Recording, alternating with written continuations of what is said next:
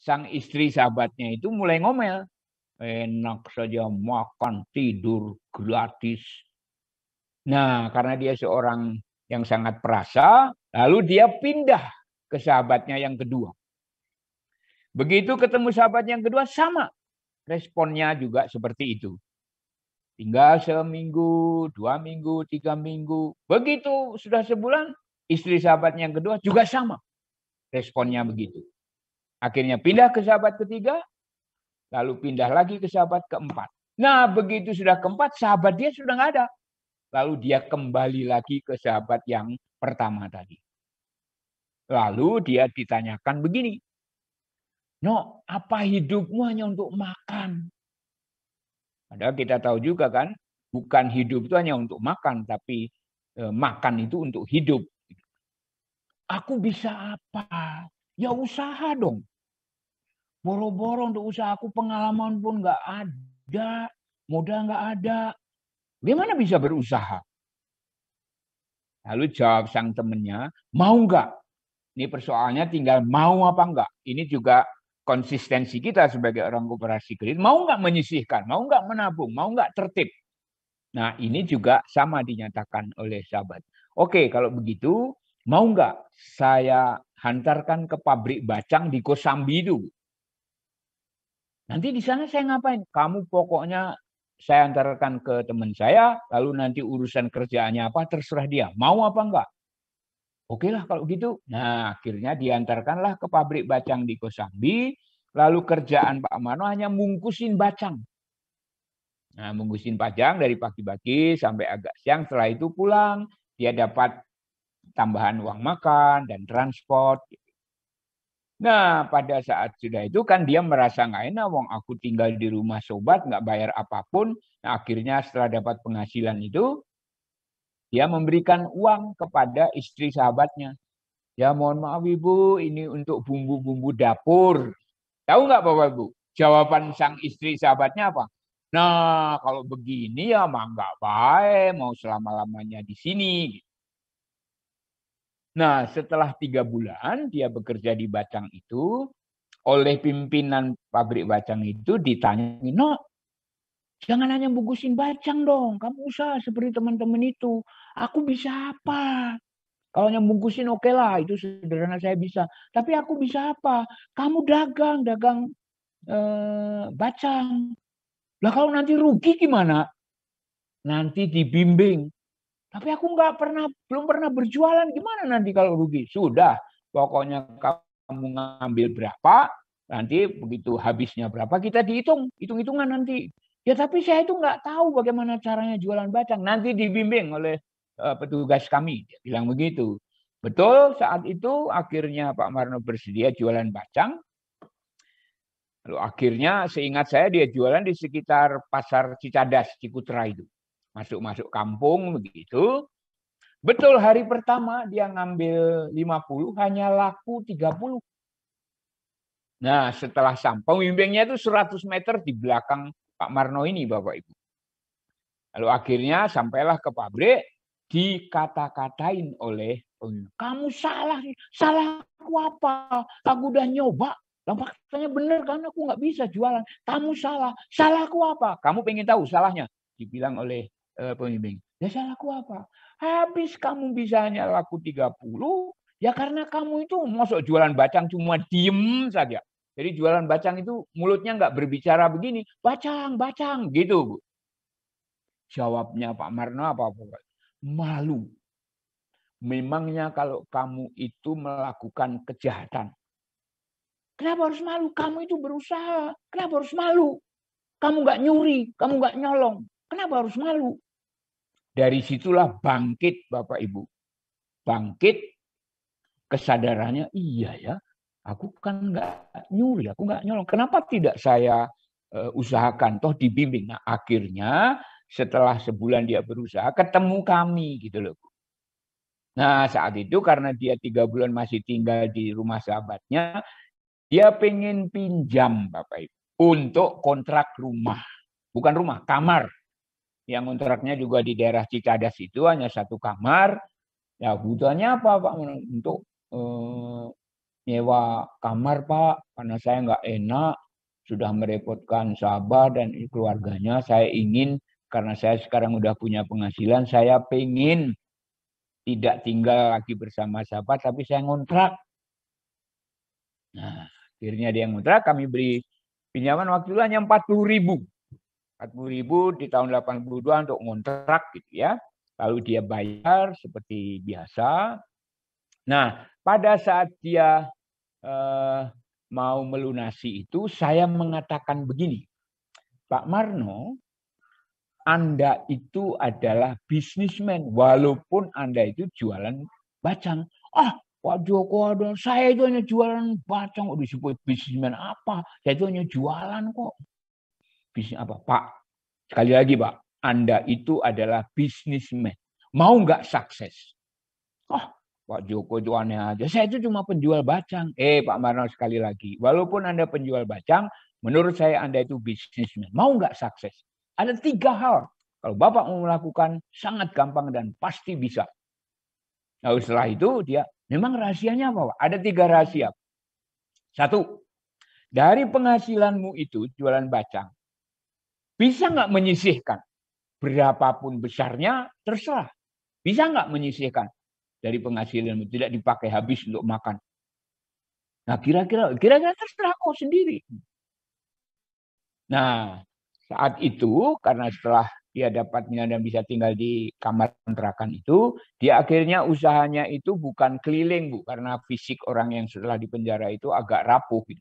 Nah, akhirnya dia jualan di bawah jembatan penyeberangan Cicadas. Dulu itu ada di jembatan penyeberangan, di depannya itu ada BNI 46. Lalu saya beritahu, terserah Pak Marno, pokoknya dari usahamu harus menabung. Berapa besarnya terserah, kalau 500 atau 1000 tidak boleh berubah. Harus terus tiap hari. Bisa nggak kira-kira? Segitu mah bisa lah Pak. Oke. Lalu yang kedua apa Pak? Ini benar mau serius? Iya, saya mau Pak. Oke, kalau mau, rahasia kedua itu gampang. Sangat mudah untuk dilakukan. Apa itu Pak rahasia kedua? Setelah Anda menabung, jangan suka dilihat bukunya. Aku bilang begitu.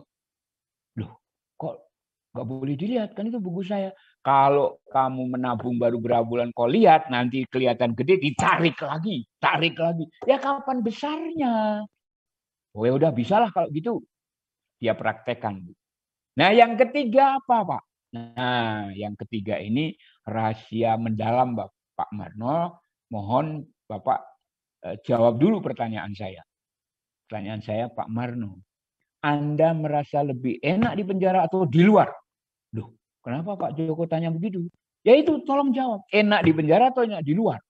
Enak di luar Pak. Oke, saya ingin tanya. Waktu di dalam penjara kau makan apa? Kaget juga dia Ibu Bapak. Saya itu makan bonggol pisang Pak. Makan bekicot Pak. Karena di dalam penjara saat itu untuk orang-orang penjara PKI itu Bu, dia hanya diberi jatah nasi itu satu kepel itu nggak cukup kan, Mbak. Terpaksa dia makan itu semua. Lah maksudnya apa? Dia tanya balik, Pak Marno, dari usahamu itu cukup nggak kamu itu makan dengan nasi? Ya kalau saya suka makanya cukup nggak untuk makan dengan nasi dan lauk pauk? Kalau nggak cukup, Anda bisa makan singkong, Anda bisa makan ketela, Anda bisa makan jagung, dan tidak akan mati. Mau nggak melakukannya? Ternyata Ibu Bapak, ternyata dia melaksanakan. Nah, suatu hari, inilah menurut saya, insting kaum perempuan terhadap suaminya itu tajam. Bapak. Mohon kaum laki-laki sadari itu. Bahwa istri dimanapun itu feeling tajam terhadap perilaku suaminya. Cuma seringkali kaum wanita tidak mau mempersoalkan, tidak mau bikin ribut, tapi dia tahu. Nah ceritanya sang istri itu waktu di Banyumas itu mau dinikah oleh orang lain. Udahlah pasti suami udah mati wong di penjara. Udahlah mau nggak saya nikah? Dia bilang apa? Saya enggak. Saya punya perasaan suamiku masih hidup. Dan setelah Pak Marno berusaha itu, dia mendengar. Akhirnya apa Bapak Ibu? Pagi-pagi hari dia datang ke kami untuk mengajukan pinjaman lagi. Dia bilangnya, aduh Pak Joko, musibah ini. Loh, musibah apa? Bangkrut usahamu? Bukan. Kau tidak menjalankan 3 rahasia itu? Bukan, Pak. Lah, musibahnya apa? Istri saya kembali lagi, Pak. Mau hidup dengan saya. Loh, itu bukan musibah, itu anugerah. Aku bilang, 17 tahun nggak kumpul, sekarang mau kumpul kok dia anggap musibah. Bukan begitu, Pak. Apa maksudnya? Saya mau pinjam lagi 45.000, karena kalau hanya 1 kamar itu kan nggak cukup, Pak. Kaum wanita itu butuh dapur. Nah, harus lebih lebar, saya butuh pinjaman lagi. Ya udah, dikabulkan 45.000 untuk sewa kamar yang lebih luas. Ya ada kamar tidur, ada dapur, dan itulah kerjaan kaum perempuan, toh. Akhirnya Pak Marno dan istri itu jualannya bukan di depan, di bawah jembatan penyeberangan itu, tapi sudah masuk ke namanya, gedung itu namanya Kandaga. Nah, dengan suami dan istri itu lalu dia berusaha tetap jualan bacang, ada roti bumbu dan goreng-gorengan. Setelah berjalan sekian tahun, kalau nggak salah 3 tahun atau 4 tahun, saya agak lupa. Suatu hari, sore hari, saya kunjungi Pak Marno ini. Kalau nggak salah setelah 5 atau 6 tahun, saya agak lupa. Saya kunjungi, dan saat itu saya melihat dari kejauhan Pak Marno itu rajin sekali. Dia sedang mengelap-elap, membersihkan mobil angkutan. Pikir saya, wih, orang ini sudah kerja keras, mau juga menerapkan 3 rahasia, lalu akhirnya dia juga masih mau membersihkan mobil, pasti kan dapat pendapatan gitu. Lalu saya tanya istrinya, lagi di mobil, Pak. Lalu saya tanya Pak Marno. Pak Marno nggak melihat wajah saya karena dia sedang membersihkan. Saya tanya lalu, Pak Marno, itu mobilnya siapa? Tahu nggak Pak Ibu? Jawabnya apa dia? Saya masih ingat persis. Jawabnya itu kalau dalam bahasa Sunda itu nyaeta, Pak. Hanggih niku, Pak. Loh, ditanya mobilnya siapa kok jawabnya hanggih niku. Nyaeta, Pak. Saya penasaran, lalu tanya yang kedua, Pak Marno. Lalu dia memalingkan wajah, mobilnya siapa, Pak? Gitu.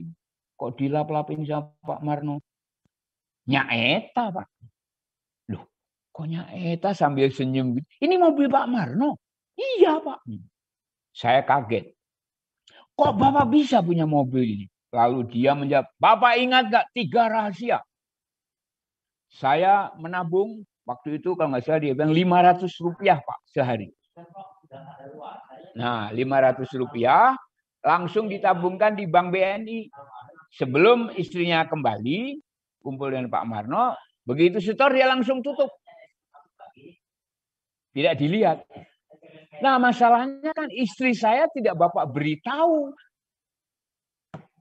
orang menabung itu. Nah, suatu hari dilihat oleh istrinya, ternyata gede, Bapak Ibu. Lalu dipakailah untuk membeli secara kredit angkutan kota Elang Cicadas. Dari situlah Ibu Bapak akhirnya dia bisa, bukan hanya satu, saat tahun 2003 kalau nggak salah, dia mau munggah haji, mobilnya sudah menjadi 12. Kekuatan menabung Bapak Ibu, itu yang luar biasa. Tapi konsisten sekian tahun. Dan akhirnya dimanfaatkan untuk bisa secara produktif. Dan memang kalau sekarang punya perusahaan angkot kan hancur-hancuran. Karena ada Gojek, ada kendaraan motor yang bisa dipakai untuk antar-antar itu. Saat itu dia punya 12 dan akhirnya juga bisa beli rumah.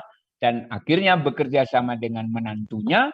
Karena anaknya kemudian juga menikah. Dan itu akhirnya dibuat menjadi perusahaan bersama antara Pak Marno dan menantunya. Intinya apa Bapak Ibu? Kalau kita konsisten terhadap prinsip ini, menabung dan meminjam harus bayar, pasti ada anugerahnya. Pasti ada hasilnya. Pasti butuh waktu gitu, tidak cukup hanya menabung baru sebulan. Nah, bagian koperasi kredit kita Kalau menabung tabungan pokok wajib dan sukarela itu menurut sistem koperasi kredit tidak boleh ditarik selama menjadi anggota. Tapi kalau simpanan harian, simpanan hari raya, itu boleh karena itu sifatnya non saham. Manakala kita melakukan itu terus-menerus, maka akan ada faedahnya. Dan akhirnya Pak Marno menjadi orang yang selamat dan keluar dari kemiskinannya hanya karena melakukan konsistensi. Ini benar Ibu Bapak. Memang sayang Pak Marno dan istrinya sudah meninggal dunia tapi sudah sempat munggah haji. Dan ini bagian yang menurut saya membanggakan karena dia konsisten dan pegang teguh prinsip bagaimana mengatur keuangan itu dengan cara menabung. Bukan dengan meminjam duluan. Nah, koperasi kredit kita itu mengajarkan itu terlebih dahulu supaya nantinya pada saat meminjam tidak perlu harus susah. Itu Pak pengalaman real dari seorang yang bayangkan hanya punya 2 atau 3 setel baju, celana, sepatu cat warna putih, sandalnya, lalu sepeda dan juga tempat peralatan mandi dan pakaiannya itu. Hanya itu yang dia miliki. Tapi akhirnya dia bisa beli rumah, punya kerajaan angkot. Memang setelah Pak Marno meninggal ya diteruskan oleh menantunya. Intinya apa Bapak Ibu? Kalau kita meminjam untuk beli kendaraan, tapi tidak tahu mesin, karena hanya sekedar gengsi dong Pak. Kalau saya anggota koperasi kredit mosok nggak punya mobil. Ini keliru Bapak Ibu. Kecuali kalau beli mobil untuk sarana angkutan, misalnya angkutan bisnisnya gitu ya. Ini yang menjadi orientasi tujuan pinjaman kepada anggota supaya nanti meningkat penghasilannya. Ya kalau hanya sekedar gengsi karena tidak memiliki mobil, bahasa Sunda gengsi apa Bapak Ibu? Tahu nggak? Bahasa Sunda gengsi artinya begeng di sisi. Kenapa mesti harus merasa bergengsi kalau Enggang di sisi. Save itu, menabung itu berasal kata dari to save, kata aslinya salvation, menyelamatkan. Jadi kalau kita menabung rutin, rajin, sebenarnya menyelamatkan diri sendiri. Tapi nanti juga sekaligus menyelamatkan anggota yang lain. Karena kita melakukan prinsip. Dengan demikian anggota-anggota yang lain tertolong karena tabungan yang Bapak Ibu lakukan secara konsisten. Nah, gengsi itu terjemahnya lain lagi, yaitu pada tahun 80, si Joko ini sudah bergengsi karena sudah memakai Mercedes Tiger 4 pintu. Wah, akan bergengsi loh. Mercedes Tiger itu warnanya hanya 2, merah sama hitam. Nah, kalau hanya membangga diri punya Mercedes Tiger 4 pintu, nggak ada gunanya sebenarnya. Nah, Mercedes Tiger 4 pintu kalah dengan produk baru dari Mercedes yang disebut Mercedes Baby Benz. Baby Benz itu hanya 2 pintu. Jadi 4 pintu kalah dengan 2 pintu. Betul lah Bapak Ibu? Kalah karena lebih gengsi, lebih prestisius, lebih mahal, lebih punya keren lah namanya. Tetapi bayangkan Bapak Ibu, kalau kita bisa punya mobil tanpa pintu, 0. Apa nggak lebih prestisius? Mana ada orang punya mobil nggak pakai pintu. Jadi acap kali gengsi itu jadi alasan. Maka sebenarnya bergabung ke koperasi kredit itu diharapkan kita punya gengsi untuk menabung dan pinjam ke koperasinya. Supaya dimanfaatkan secara produktif. Gitu. Maksudnya itu. Nah kalau ini terselenggara, memang butuh waktu panjang, tetapi bukti menunjukkan kalau konsisten, kita itu akan bisa melihat masa depan kita lebih baik. Bagi Anda sekalian yang mungkin aku bukan bisnismen, ya kata Pak Marno tadi, katakanlah begitu, kenapa Anda tidak pinjam untuk kepentingan produktif? Ya saya pegawai Pak. Pertanyaan saya, Anda sudah punya rumah belum? Sudah, kenapa tidak pinjam untuk beli rumah kedua? Lah untuk apa? Ya dikontrakkan. Kenapa tidak? Nah, selama kontrakan itu bisa laku dan memang belum cukup untuk membayar utangnya, tapi dari kontrakan itu menambah kita untuk bisa membayar pinjaman, toh. Nah, pasti sebelum lunas ya penghasilan kita sebagian untuk membayar pinjaman. Tapi nanti setelah pinjamannya lunas, hasil kontrakannya sepenuhnya milik Bapak Ibu, bukan? Itu loh, Pak. Karena kalau pinjam untuk beli mobil, pasti Bapak Ibu boleh buktikan. Beli sekarang, mobil baru, harganya 300 juta, sebulan kemudian Anda jual, harganya turun apa naik?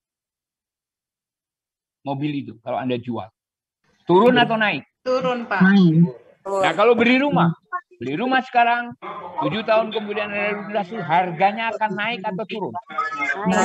Naik. Itu loh Bapak Ibu yang harus kita manfaatkan. Dengan demikian peningkatan penghasilan kita, kalau Anda bukan orang yang bisa berusaha, ya caranya begitu. Tetapi kalau mau ya bersama dengan temannya membuat kongsi perusahaan. Itu dorongan dari sistem pola kebijakan kita yang diharapkan membantu peningkatan kesejahteraan anggota. Nah, prinsip yang berikutnya yang perlu Bapak Ibu pegang teguh sebagai pengurus bagian kredit itu harus melaksanakan sistem SMS. SMS itu apa? Bukan yang dilakukan melalui HP itu. SMS itu ada terjemahnya. Ini kekeliruannya kebanyakan masyarakat sebagian besar atau mungkin umumnya itu senang melihat orang lain susah gitu. Makanya kalau kau nggak nurut makanya susah, cilaka kamu. Nah, kita itu ada kecenderungan mungkin senang melihat orang lain susah. Yang kedua, susah melihat orang lain senang. Loh, kenapa kalau si tukang becak itu punya kendaraan mobil kok kita harus menyelidiki dari mana dia sumbernya? Katakanlah pegawai, dia baru 5 tahun kok sudah bisa beli mobil. Saya udah 20 tahun, boro-boro. Nah, itu artinya kita seudon wae. Susah melihat orang lain senang. Nah, yang ketiga yang harus menjadi prinsip bagi pengurus bagian kredit dan pengurus umumnya, dan kalau bisa anggota kita semuanya, harus senang melihat orang lain senang. Jadi kalau anggota kita maju, itu adalah satu kebahagiaan tersendiri yang harus dimiliki oleh siapa saja yang bergabung di koperasi kredit. Kalau itu dilaksanakan secara konsisten, Bapak Ibu percaya boleh tidak boleh, tidak akan membuat kita bermasalah terus. Tapi justru bisa memberikan solusi dan pemecahan masalah. Dan percayalah anggota akan tetap ingat bagaimana kemajuan peningkatan kesejahteraannya itu karena lewat koperasi, lewat kebersamaan dengan sesama anggota yang lain. Maka inilah yang harus dipahamkan kepada anggota.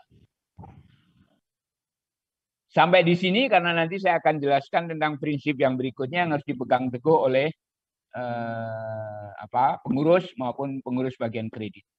Ada yang mau berkomentar? Itu cerita selintas Bapak. Dan itu sangat benar dan itu saya merasa bersyukur bahwa akhirnya juga bisa menolong tapi akhirnya juga saya bisa menikmati kemajuan Pak Marno dan masih banyak testimoni yang lain yang bisa saya ceritakan tapi itu hanya satu case saja, satu kasus yang ternyata kalau kita konsisten terhadap janji, konsisten terhadap prinsip, itu akan menghasilkan kilang gemilangnya di kemudian hari. Ada Bapak Ibu yang mau berkomentar, bertanya?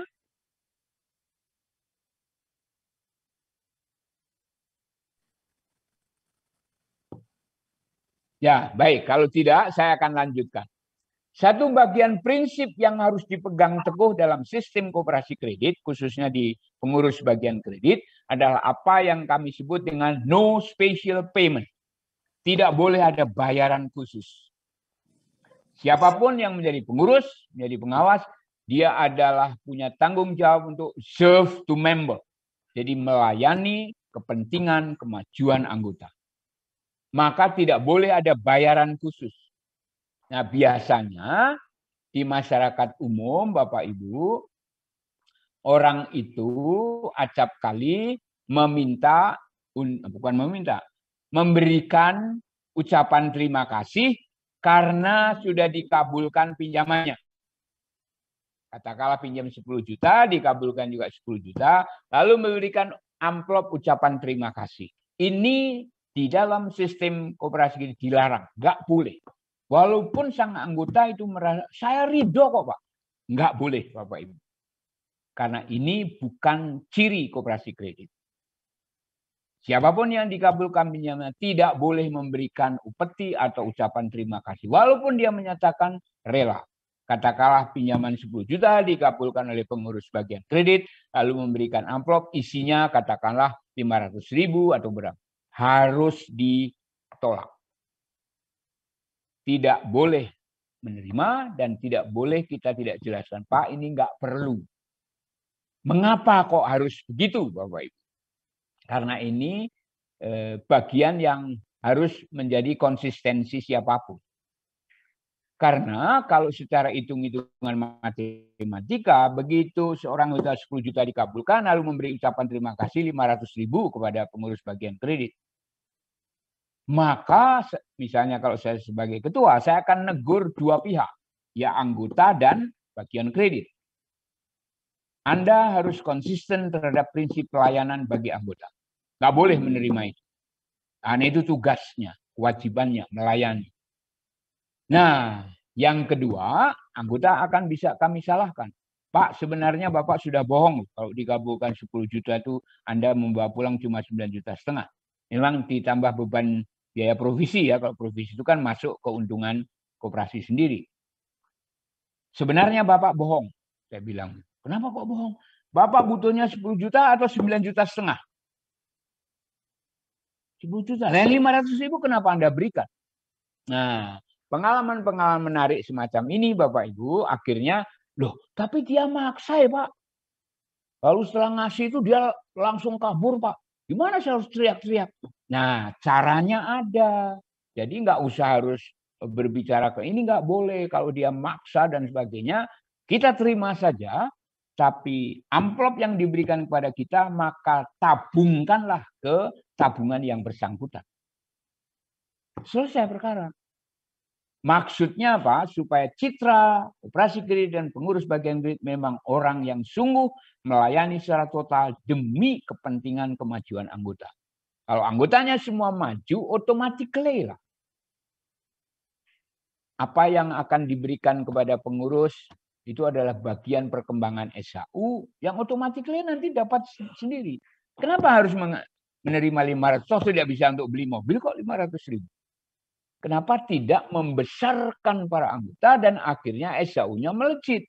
Kalau SHU-nya melejit, ada ketentuan halalnya, ketentuan legalnya, 10% dari SHU bersih itu menjadi hak pengurus. Itu undang-undang menyatakan itu. Jadi kenapa kita tidak daripada kecil-kecil tapi haram, kenapa tidak lebih baik gede tapi halal? Ini bagian yang merupakan sistem, maka no special payment. Kami pun di koperasi kami juga pernah mempraktekkan ini. Pada saat tahun 2000-an kalau nggak salah, ada seorang ibu mau pinjam untuk beli kendaraan roda 2. Kebetulan lembaga kami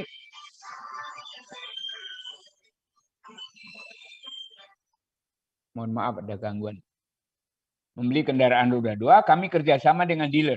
Kebetulan sang ibu ini juga senangnya dengan Honda. Akhirnya kita kerjasama dengan dealer Honda itu. Lalu setelah di ACC oleh bagian kredit, kita berikan nota kecil untuk dibawa sang ibu ini ke dealer itu. Tidak perlu harus bawa uangnya. Cukup dengan KTBLC atau nota kecil dari lembaga kita lalu diberikan sang ibu untuk ditunjukkan kepada pemilik dealer itu. Lalu setelah datang, sang ibu ini ditemuilah oleh pegawai di sana. Ibu dari mana? Saya dari koperasi ini. Oke, silakan masuk ibu. Setelah masuk, ibu butuh kendaraan apa? Saya pengen kendaraan bebek, warnanya apa? Silahkan lihat sendiri. Dia memilih, bla bla bla. Setelah selesai, nah seluruh administrasi untuk sahnya kendaraan ini semua udah beres ibu bapak. Nah sekarang pertanyaannya dari Pak siapa pemiliknya saya lupa. Lalu dia tanya, Bu mau dikirim kemana? Hari ini? Iya hari ini. Mau ke rumah atau ke kantor? Oh jangan hari ini Pak, saya masih ada urusan di kantor.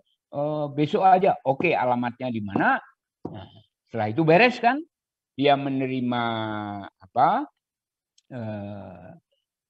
jaket dan apa gitu kalau nggak salah.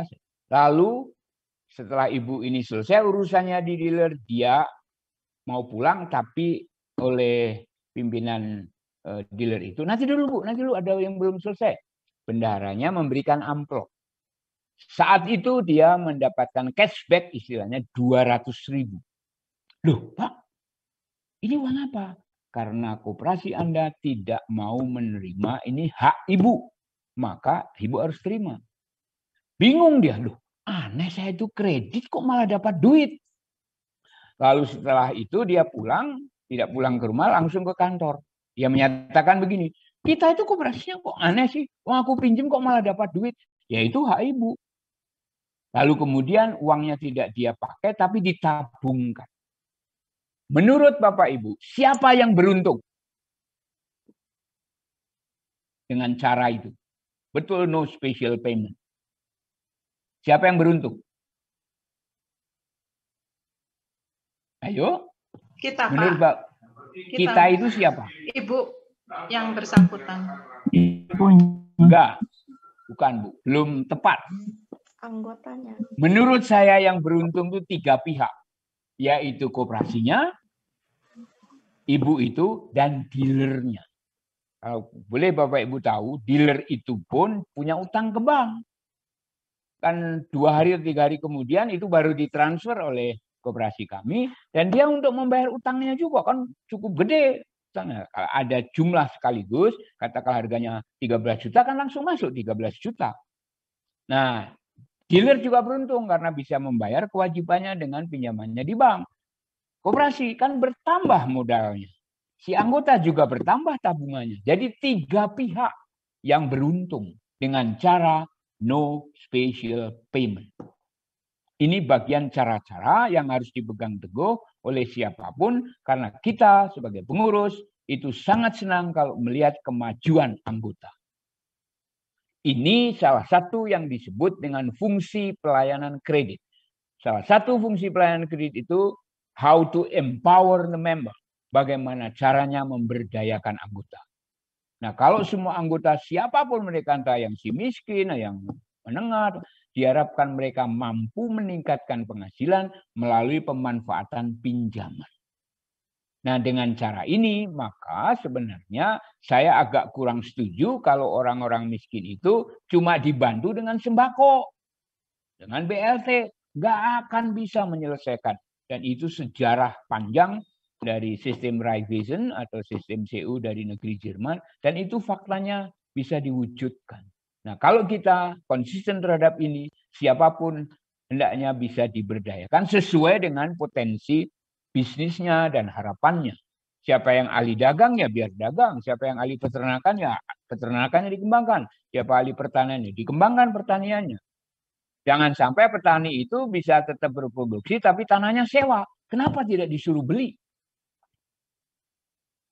Nah, kalau dia bisa beli, memang jangka panjang ya sudah aturannya kan sertifikatnya ada ya udah untuk jangka panjang sekian tahun. Dengan demikian sang petani pun bisa bayar, tapi itu jadi tanahnya sendiri.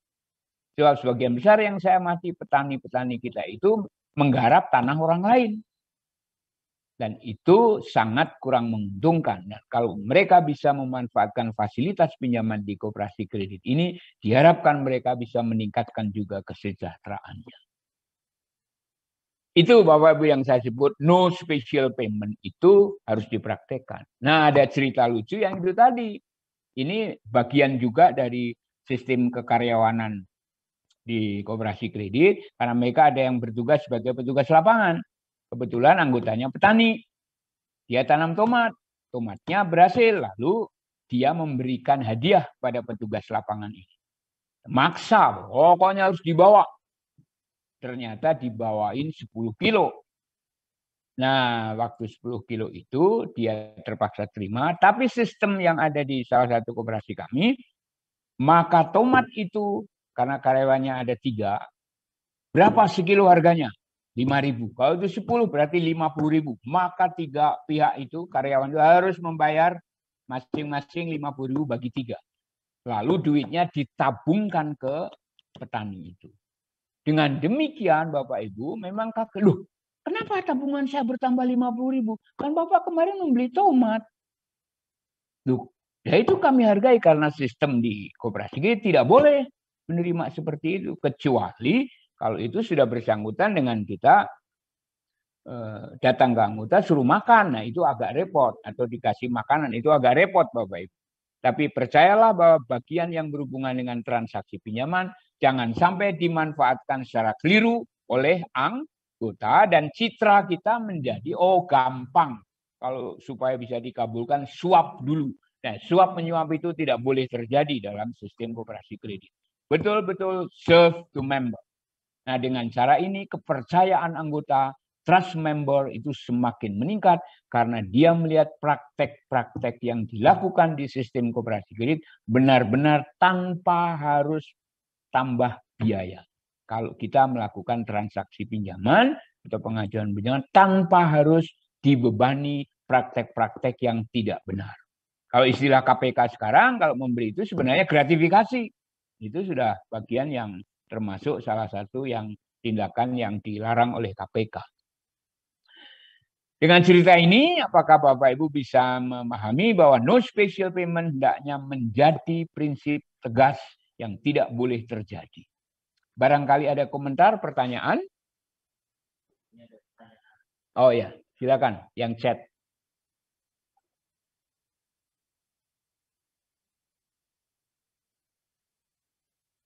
Pak, mohon penjelasan dan pencerahannya mengenai kebijakan tentang pola pinjamannya anggota meminjam kelipatan dari simpanan.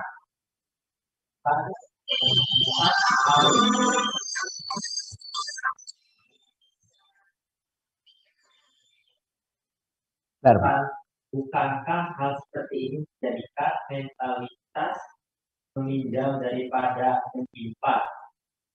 Makasih. Oke. Jadi keputusan bisa memberikan pinjaman tidak didasarkan atas kelipatan simpanan Bapak Ibu. Tadi kan ada pedomannya cukupar, yaitu kemampuan dia membayar atau mengembalikan. Bukan kelipatan. Kalau kelipatan itu ada kecenderungan bisa merusak sistem cash flow-nya. Bayangkan misalnya aset satu koperasi, anggotanya 100 saja, baru 500 juta. Ada orang yang pinjam simpanannya sudah 20 juta. Kalau tidak ditentukan plafon tertinggi, maka dia boleh pinjam 40 juta. Kalau ini 50 orang, wah bisa mengganggu. Maka kelipatan itu bukan menjadi dasar keputusan pinjaman. Tapi dasarnya adalah bagaimana kemampuan yang bersangkutan untuk mengembalikan. Jadi bukan kelipatan, Pak. Bahwa akhirnya misalnya simpanannya 5 juta bisa dapat 15. Bukan artinya itu karena 3 kali, tapi kemampuan membayarnya itu yang akan dinilai, Bapak Ibu. Bukan kelipatan. Kalau kelipatannya nanti semua orang akan berlomba-lomba nabung, gede-gede setelah itu minjem. Kan ini aturannya 2 kali, 3 kali. Kenapa aku dikabulkannya setengah? Atau 2 kali atau 1,5. Kan itu bisa merepotkan kita untuk menjawab. Karena itu aturan kelipatan itu harusnya bukan sesuatu yang menjadi dasar pertimbangan. Dengan demikian, anggota akan lebih memilih untuk bisa meningkatkan kegunaan pinjaman. Dan manakala penghasilannya meningkat, otomatis nanti dia menabungnya juga akan sama. Begitu Pak dasarnya. Jadi bukan semata-mata karena kelipatan. Bahwa kelipatan itu adalah menjadi pertimbangan pengurus, ya tapi tidak boleh diketahui oleh anggota. Kalau nanti itu gua akan berusaha nabung gede-gede, setelah itu minta pinjaman dasarnya ini. Dan itu yang merepotkan bagi pengurus karena secara legal kita nggak bisa melawan. Maka dari situ kelipatan itu menjadi rahasia dari pengurus. Oh ini bisa diberikan 5 kali. Oh ini bisa 2 kali, oh ini cukup 1 kali, misalnya begitu. Tidak semuanya diperlakukan sama, Pak. Kalau begitu risiko tinggi. Karena di dalam sistem koperasi kita juga harus mengetahui manajemen risiko. Tidak pernah ada bukti bahwa kalau yang dipinjami anggota itu 100% semuanya akan tertib membayar. Tidak ada hubungannya. Maka dari situlah kita penuh hati-hati bukan dasarnya karena kelipatan, tapi dasarnya karena kemampuan dia membayar. Begitu ya. Oke, masih ada chat lagi, Mas? Terima kasih, Pak. Ya, sama-sama, Ibu. Hah? Ada yang nanya langsung, Ibu Bapak?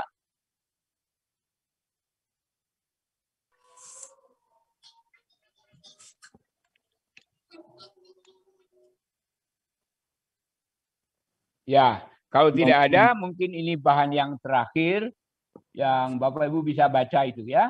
Saya tidak perlu menjelaskan. Tapi yang kalimat yang ini, jumlah angsuran dibagi pendapatan bersih kali 100% lebih, wah ini nggak kelihatan Mas. Lebih apa itu Mas? Karena ada gambar ini. Jumlah angsuran dibagi pendapatan bersih kali 100%. Ini rasio yang menjadi dasar pinjaman.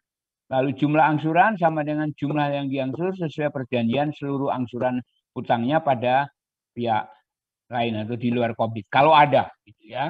Kalau enggak biasanya lebih mudah. Itu cara kita untuk menghitung, tapi itu biasanya akan dijelaskan dalam pelatihan spesialisasi. Oke, kalau enggak ada, mohon maaf, mungkin bahan ini saya bisa akhiri Bapak Ibu karena ada satu sesi lagi yang sebenarnya berkaitan dengan komunikasi.